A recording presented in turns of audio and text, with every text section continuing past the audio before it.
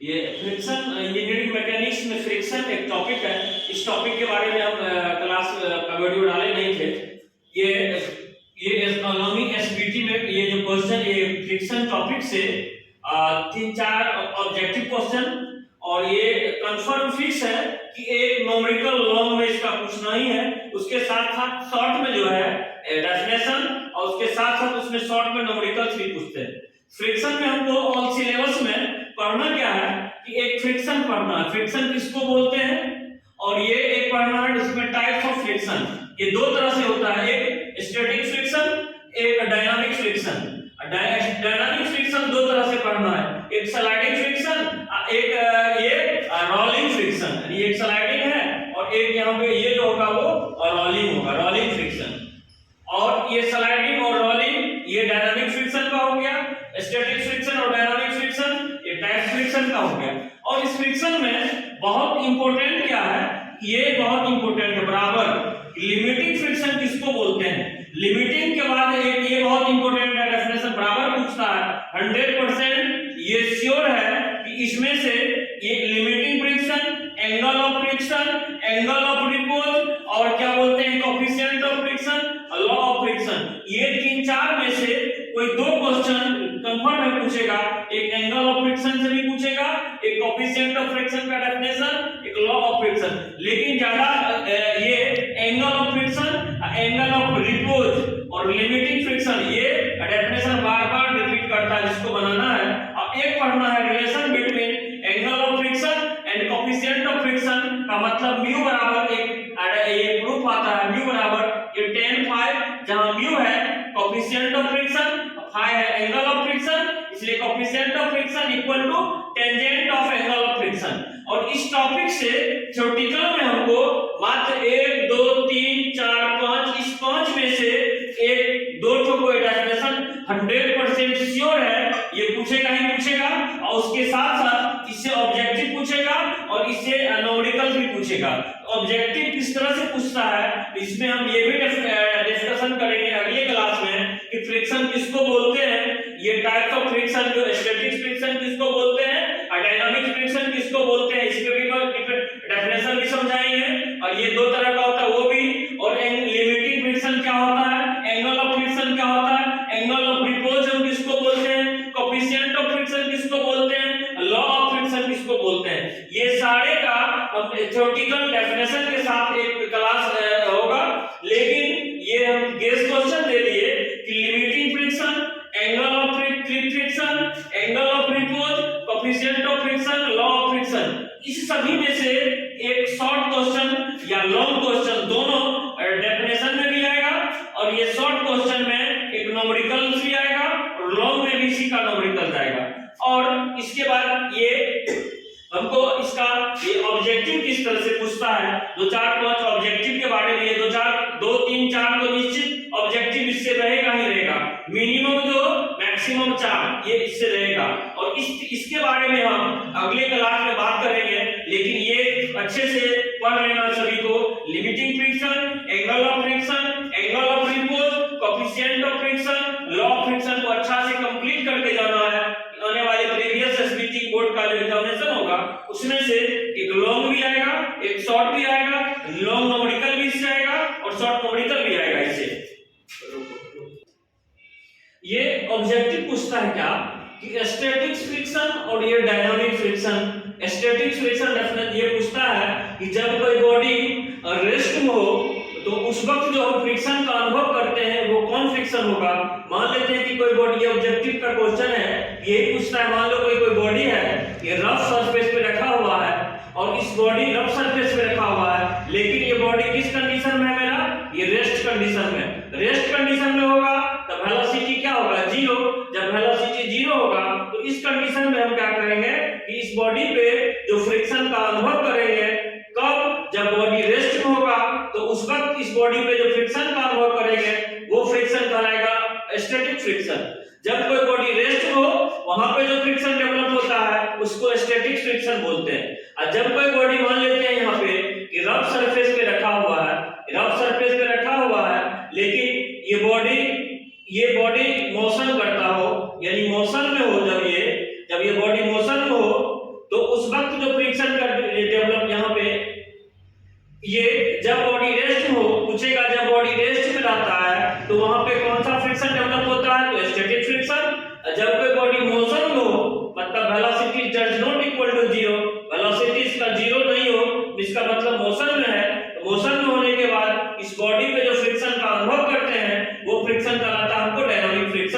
Means dynamic friction में body motion में होगा, स्टैटिक फ्रिक्शन में बॉडी रेस्ट में होगा, रेस्ट में होगा उसको स्टैटिक फ्रिक्शन बोलते हैं, मोशन में होगा उसको डायनामिक फ्रिक्शन बोलते हैं। तो ये ऑब्जेक्टिव ये भी हो गया यहाँ पे। ये एक दूसरा ऑब्जेक्टिव है कि बराबर ये पूछता है कि फ्रिक्शन फोर्स जिसको हम F से डिनोट करते हैं, कोफिशिएंट ऑफ फ्रिक्शन जिसको हम म्यू से डिनोट करते हैं, नॉर्मल फोर्स जिसको हम Rn से रिप्रेजेंट करते हैं। एक रिलेशन है, मान लो कि यहाँ पे कोई बॉडी है, यहाँ पे कोई बॉडी है जो रफ सरफेस पे रखा हुआ है, रफ सरफेस पे रखा हुआ है। यहाँ पे इस बॉडी का जो वेट होगा मेरा वो नीचे की ओर काम करेगा W, जिसको हम बोलते हैं ये mg।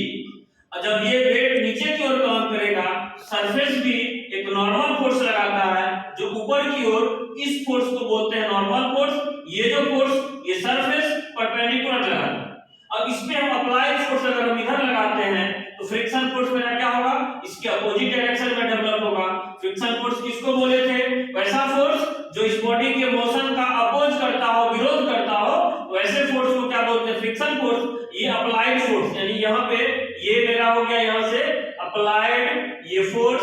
जब किसी बॉडी पे हम अप्लाइड फोर्स P लगाते हैं तो बॉडी का मोशन इधर होगा, लेकिन जिस तरह ये जिधर ये मोशन करेगा उसके अपोजिट डायरेक्शन में जो फोर्स काम करेगा उसको फ्रिक्शन फोर्स बोलते हैं। ऑब्जेक्टिव पूछता है क्या कि friction force, coefficient of friction और नॉर्मल रिएक्शन में एक रिलेशन आता है, आप उस रिलेशन को बताइए। उसका जो रिलेशन आएगा हम देंगे F equal to mu Rn, एक ये रिलेशन आता है, frictional force equal to coefficient of friction into normal reaction, या इसी को हम म्यू बराबर लिखेंगे तो F बटे Rn। ऑप्शन में अगर हमको ये दिया हुआ है म्यू बटे F, म्यू बराबर F बटे Rn या F बराबर म्यू Rn, तो ये ऑप्शन मेरा सही है। ये जो रिलेशन है friction force, coefficient of friction और नॉर्मल रिएक्शन का रिलेशन, ये यहाँ पे भी म्यू बराबर लिखेंगे F बटे Rn। ये भी रिलेशन मेरा friction force, coefficient of friction और नॉर्मल रिएक्शन, ये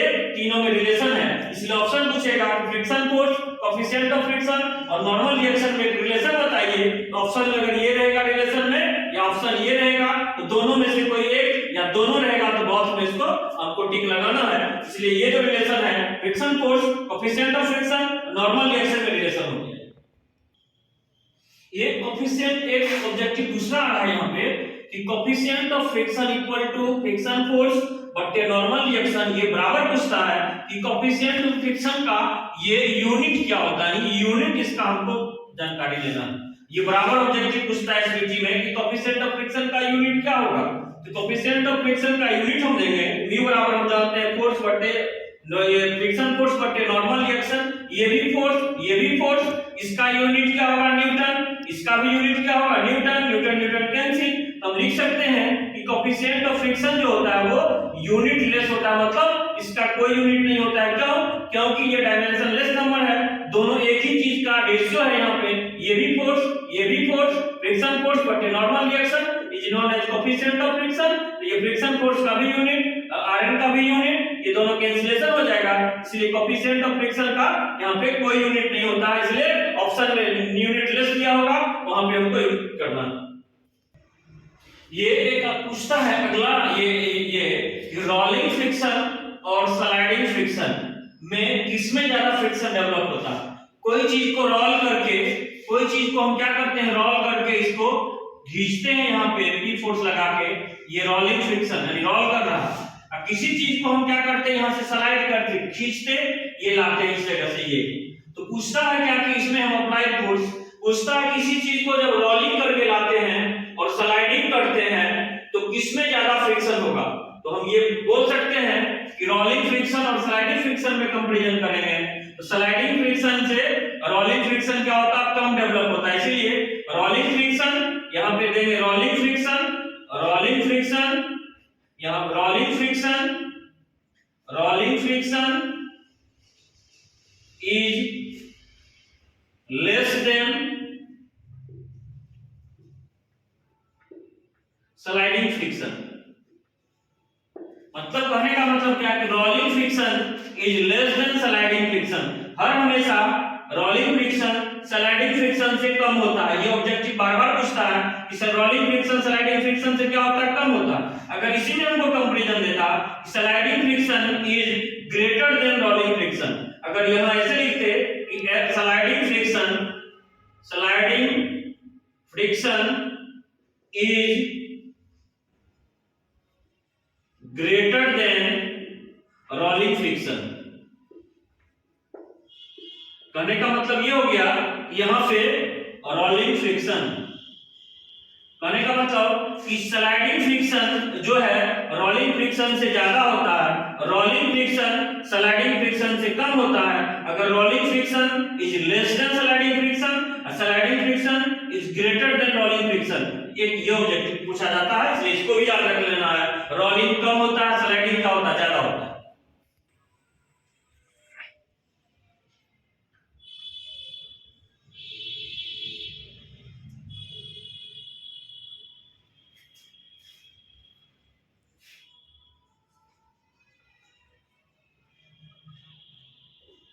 एक ऑब्जेक्टिव पूछता है हमको कि angle of friction angle of repose, इसमें रिलेशन पूछता है बराबर।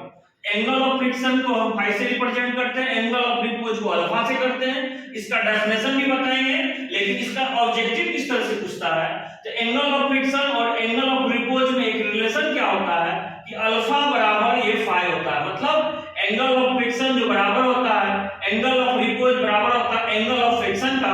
इसीलिए यहाँ पे एक ऑब्जेक्टिव ये भी पूछेगा कि एंगल ऑफ फ्रिक्शन और एंगल ऑफ रिपोज में क्या रिलेशन होता है। Angle of friction equal to angle of repose, angle of friction angle of repose के बराबर होता है। एक ये रिलेशनशिप देना, ऑप्शन में अगर ये रहेगा इसमें टिक लगा देना है, एंगल ऑफ रिपोज और एंगल ऑफ फ्रिक्शन का ये रिलेशन।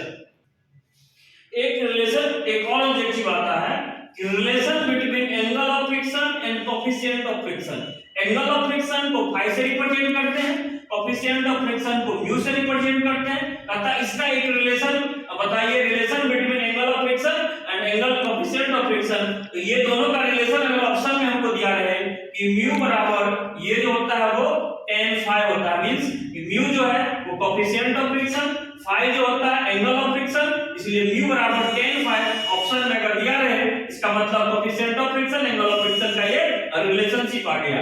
और ये ऑब्जेक्टिव यहाँ पे फ्रिक्शन का जो भी पूछता है तो ये मैक्सिमम यही टोटल में से कोई दो या तीन ऑब्जेक्टिव यहाँ से पूछा जाएगा कि एंगल ऑफ फ्रिक्शन में ये रिलेशन बताए हो, इसके प्रीवियस में जो बताए हो, ये सभी का रिलेशनशिप हमको निकाल के दिखाना है। और फ्रिक्शन का ऑब्जेक्टिव ये है, हम अगले क्लास में इस फ्रिक्शन का जो थ्योरेटिकल टॉपिक है उस पे हम बात करेंगे।